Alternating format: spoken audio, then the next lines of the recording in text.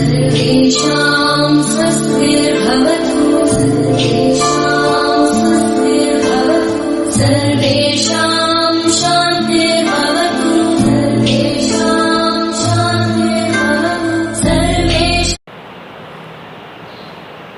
विद्या भारती की ऑनलाइन कक्षाओं में आप सभी भैया बहनों का स्वागत।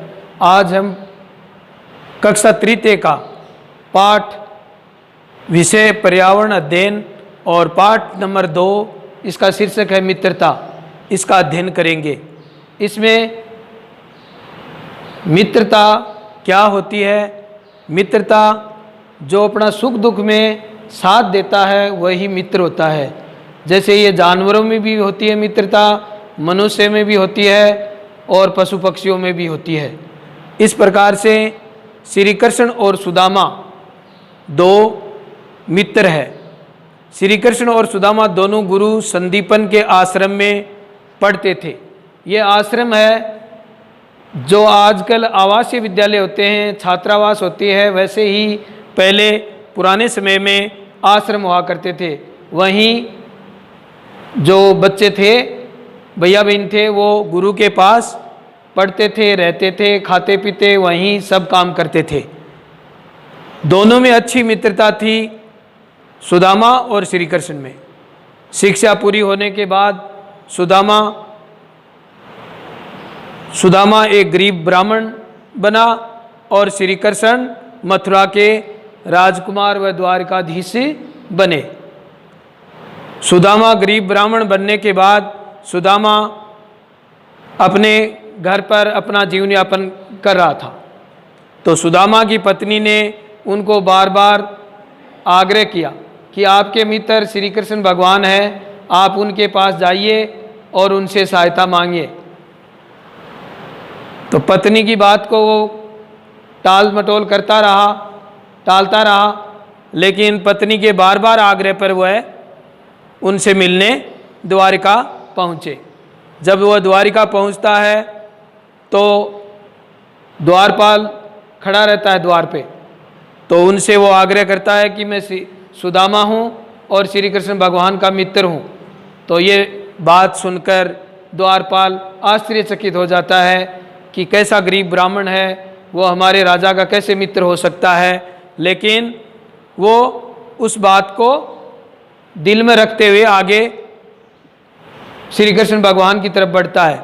उनको जाकर के बताता है ऐसा ऐसा एक गरीब ब्राह्मण है, वो आपसे मिलना चाहता है, उसका नाम सुदामा है और आप कहो तो उसको लाऊं। तो भगवान श्री कृष्ण ने उनको लाने के लिए स्वयं द्वार की तरफ दौड़ा। तो उनको जाते ही सुदामा को उन्होंने गले लगा लिया, उनको लाड प्यार से अपने सीने के चिपका लिया और उसके हाल चाल पूछने लगा। मित्र, इतने दिन तुम मेरे पास क्यों नहीं आए, कहाँ रहे, कैसे रहे, ये सब उनकी बातें हुई। और फिर वो उनको अपने सिंहासन की तरफ लेकर के चल देता है। तो श्री कृष्ण अपने मित्र सुदामा को देखकर उनके मन स्थिति को समझ जाता है कि ये गरीबी में है, ये परेशानी में है, इसलिए अपने पास आया है। तो श्री कृष्ण भगवान उनकी तन मन धन से उसकी सहायता करता है और अपनी मित्रता का एक उदाहरण समाज में प्रस्तुत करता है कि मित्रता के अंदर गरीबी और अमीरी का कोई महत्व नहीं होता है। मित्र गरीब भी हो सकता है, अमीर भी हो सकता है, लेकिन उसकी मित्र की भावनाओं को समझना ही हम सब भैया बहनों को ये शिक्षा मिलनी चाहिए कि जो भी हमारा मित्र है उनको हम अपनी, अगर विद्यार्थी जीवन में मित्र है तो अपने उसको गृह कार्य करवाने में, उसकी गृह कार्य नहीं हो रहा तो उसको करके देने में मदद करनी चाहिए। अगर वो अपना मित्र कुछ आर्थिक सहायता मांगता है तो अपने माता पिता से आग्रह करके उसको आर्थिक सहायता भी करनी चाहिए। इसी के साथ हम अगला एक जानवर गाय पशु है, उसके साथ गाय के साथ गोपाल नाम के भैया की मित्रता है, उसकी कहानी को हम आगे पढ़ेंगे। इस मित्रता पाठ का दूसरा शीर्षक है कावेरी की बेचैनी। गोपाल नाम का भैया है, वो कावेरी नाम से एक गाय को पाल रखी अपने घर में।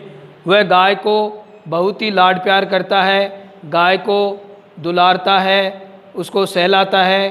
गाय के जब गले के नीचे उसके हाथ फेरते हैं गाय या बछड़े के, तो वो अपने आप में बहुत ही खुशी महसूस करती है। तो गोपाल घर पर एक गाय पाल रखी थी। गोपाल गाय को बड़े लाड प्यार से रखता था। उसने उसका नाम कावेरी रख रखा है।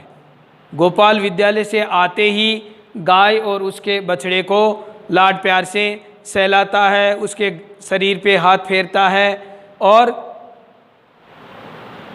उससे हरी हरी घास खाने को देता है।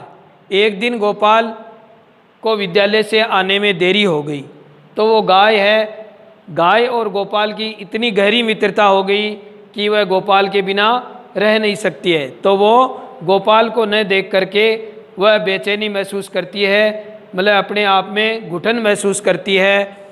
तो वो अपने जो खूंटे से बंधी हुई है उस रस्सी को तुड़वाकर वो गोपाल की तरफ दौड़ने जाती है, दौड़ती हुई जाती है।